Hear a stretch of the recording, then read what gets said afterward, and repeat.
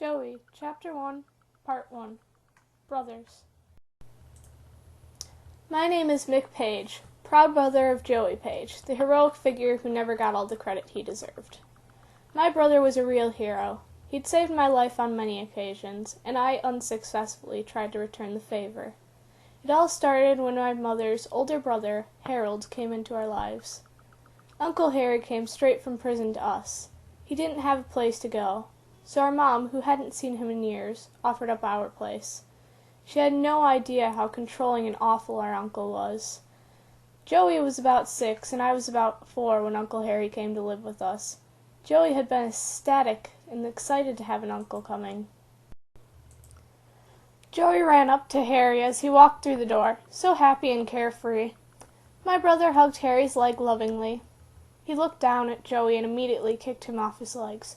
"Boys don't hug other boys, you little faggot." Now, Joey wasn't a manly boy, interested in sports and picking on girls and such. He was only 8.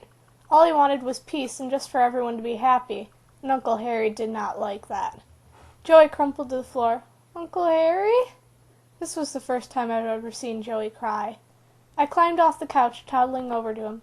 "Jojo?" I asked, shaking his shoulder. "Go to your room, Mick," he said, sniffling. Even back then, he put my safety before his. He was my big brother, and to me he could do anything in the world. Or, so I thought. But as we got older, it was apparent he couldn't do everything. I was starting to notice that he was different from all the other kids at school. Chapter 2. One day, Uncle Harry came home particularly drunk and moody. The first thing he spotted was me on the floor, cleaning up a puddle of milk. I could be pretty clumsy, and spilled food and beverages all the time. Then again, all 12-year-olds are clumsy. Joey was sitting at the couch, looking at his reflection in the black TV screen. He was getting very tall and thin, which made Uncle Harry hate him even more. Harry was pissed that Joey wasn't getting any more muscular or athletic.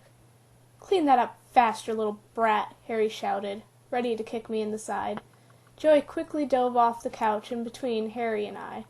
Harold's steel-toed boot made contact with the side of Joey's knee, instantly dislocating it.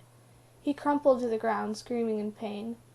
My mother ran in and saw Joey on the ground. Even though Joey was 14 and a great deal taller than her, she scooped up and picked her baby up into her arms. "Harold, what did you do?" Our mother was too afraid to actually stand up to him. She grabbed my hand and ran us out to the car as fast as she could. Mom drove us straight to the emergency room. The doctor told us that Joey's ligaments in his knee were deteriorating, and the damage was going to be permanent. They gave Joey a prescription and sent him on his way with crutches. At the time, Joey was already taking medication for his OCD. Joey handled it bravely, even though he could never run again, and walked with both knees facing inward. Everyone at school made fun of him, but I bet if they had witnessed the cause of Joey's disability, they wouldn't jump to conclusions. I knew better than to make fun of Joey. He hurt himself trying to help me. Though sometimes I just couldn't help but make fun of him, just like the rest of my friends. I always felt awful about it later. One day, I felt so bad about what happened, I wrote about it in my journal. Today my friends and I were hanging out in front of the front steps of the school when Joey and Ken walked by. Ken was holding Joey's crutches, since the doctor had told Joey he needed to practice walking without them. Joey was going real slow, and walked strangely, one knee in, the other out. My friend Tim leaned close to me and told me that he was going to tackle Joey, and all my friends agreed to help. We were boys. There was nothing wrong with playing rough. They all ran up to Joey and immediately jumped on him, pulling his hair and kicking him. Ken immediately set the crutches down and tried to help Joey. I was just sitting there laughing.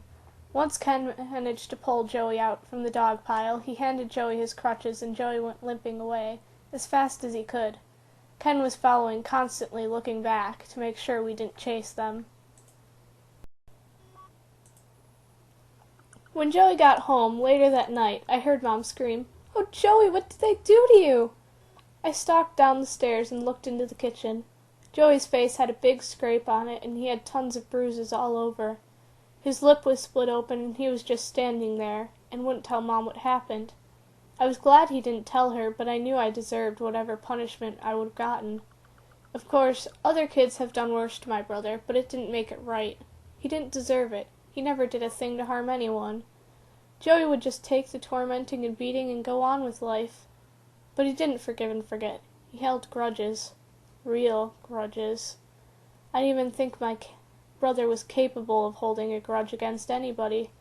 When Joey turned 16, life took a turn for the worse. Nothing would go his way, especially girls, especially Melody.